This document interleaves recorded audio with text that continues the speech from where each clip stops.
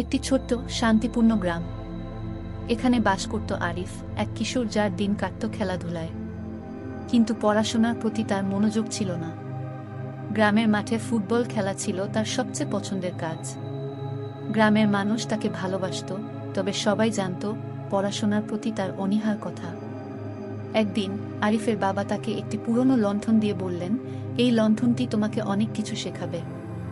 এর আলো তোমার পথ দেখাবে। আরিফ অবাক হয়ে ভাবল, এটি তো শুধুই একটি লণ্ঠন। এর মধ্যে এমন কি আছে যা তাকে শিখাবে?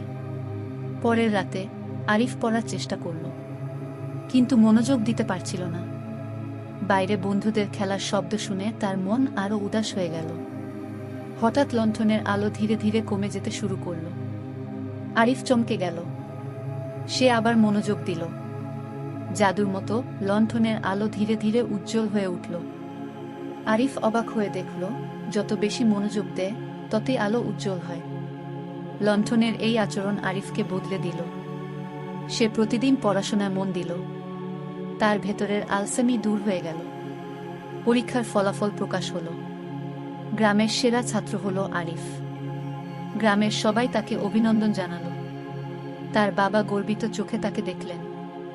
আরিফ লণ্ঠনটি যত্ন করে রেখে দিল।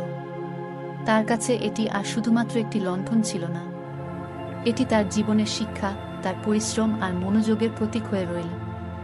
আরিফ বুঝল, সত্যিকারের আলো আসে জ্ঞান থেকে।